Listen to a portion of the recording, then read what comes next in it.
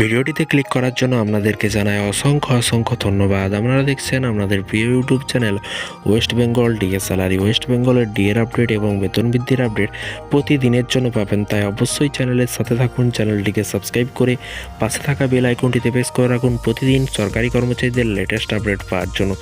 DA news দিতেই হবে। DA এরপার এসপার ওসপারের হুঁশিয়ার দিয়ে রাজ্য সরকারি কর্মচারীদের অফিসে লাগাতার ধর্মঘটের ডাক।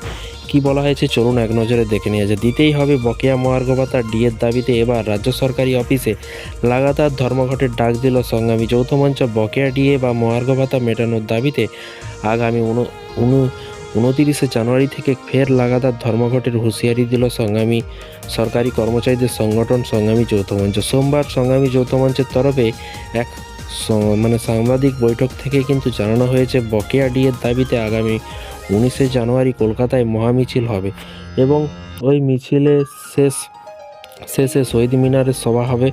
সেই সভায় মুখ্যমন্ত্রীকে উপস্থিত হওয়ার আহ্বান জানিয়েছে আন্দোলনকারীদের তরফে। জানানো হয়েছে মমতা বন্দ্যোপাধ্যায় সাড়া না দিলে 29 জানুয়ারি থেকে লাগাতার ধর্মঘটে নামবে আন্দোলনকারীদের সরকারি কর্মচারীরা। এই বিষয়ে সংগ্রামী যৌথ মঞ্চের নেতা ভাস্কর ঘোষ বলেন, সারা দেশের মধ্যে এই রাজ্যের সরকারি কর্মচারী সব থেকে কম বেতন পান। যৌথ মঞ্চ ছাড়াও অন্যান্য যে সমস্ত সরকারি কর্মচারীদের সংগঠন রয়েছে তাদের ডাকে 29 তারিখ থেকেই কিন্তু লাগাতার ধর্মঘট পালন করা হবে। রাজ্যের অচল ব্যবস্থার জন্য তখন কিন্তু আমাদের মুখ্যমন্ত্রী এবং প্রশাসনের দায়ী থাকবেন না।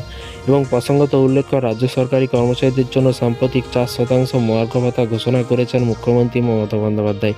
3 দফায় মোট কিন্তু 10% ডিএ পেলেও পশ্চিমবঙ্গের সরকারি কর্মচারী এবং কেন্দ্রীয় সরকারি কর্মচারী থেকে মাসে বিপুল অঙ্কের টাকা কম পাচ্ছে।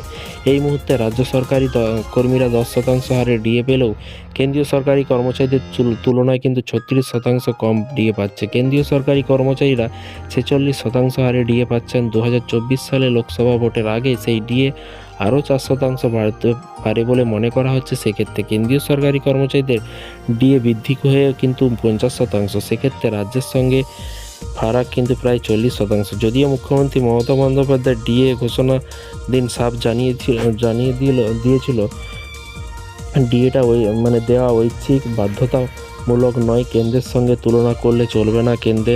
কেন্দ্র সরকার রাজ্যকে আর্থিক বঞ্চনা করেছে, এরকমটাই কিন্তু মাননীয় মুখ্যমন্ত্রী বলেছিল। তো ফ্রেন্ডস, ভিডিওটি বুঝতে পারলেন, এই ছিল আজকে একটি ছোট্ট আপডেট। 19 জানুয়ারি দেখা যাক তারপরে কি হয়। মাননীয় মুখ্যমন্ত্রী দেখা করে কিনা সংগ্রামী যৌথ মঞ্চেতে এসে একটা আলোচনার মধ্যে দিয়ে এই মীমাংসাটা করে কিনা দেখা যাক।